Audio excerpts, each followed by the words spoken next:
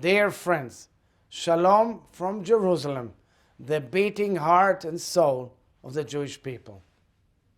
I'm so deeply moved that all of you have come together today, activists, leaders, and professionals of all backgrounds and faiths.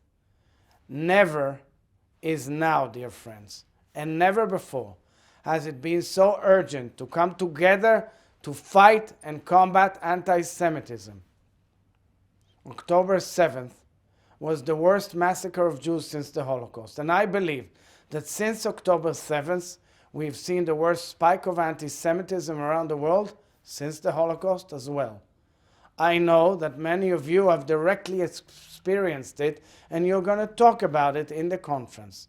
You've seen it on campus and classrooms and streets and elsewhere, from colleagues in your workplace and elected officials. And this matters. And I'm so honored that you've come together to make your voices heard loud and clear. In the face of hate, we cannot be silent. This fight against anti-Semitism is not just a fight of the Jewish people. It's a fight of all those who stand for justice, dignity, democracy, and human civilization. We know anti-Semitism can come in many forms. It may be disguised as Israel hatred or anti-Zionism. It may come from religious extremists or from those who pretend to speak in the name of human rights whilst denying the most basic rights of the Jewish people. These include the rights of 134 hostages still held by Hamas, a terrorist organization which represents the pure evil of genocidal anti-Semitism and a pure anti to the basic values of humanity. We are caring for the babies, children, women, and men being held in Gaza, and we pray for their release. But none of us will rest until they all come back home safely and quickly.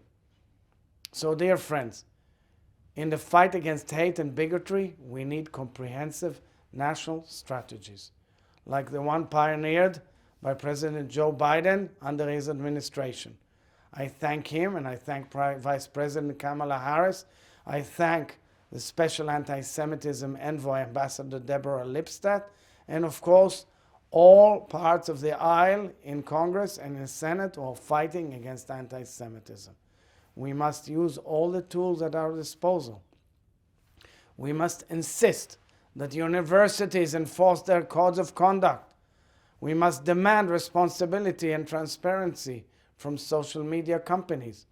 We must urge institutions of every type to adopt the IHRA definition, to pursue legal avenues when necessary.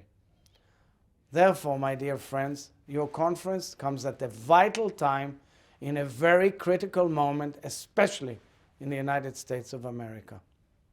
I want to thank the ADL, its leaders and members, especially my dear good friend Jonathan Greenblatt, who is showing immense courage and leadership in the fight against anti-Semitism.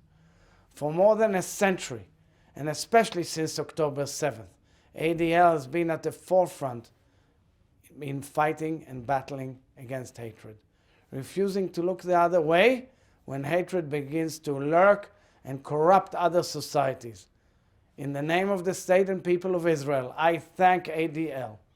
And I thank each of you. And I know that our voice will be louder than the voice of hatred, and that it will ring loud and clear, a voice of conscience, morality, and goodwill, a voice of justice, love, and peace. Thank you all, and shalom, dear friends.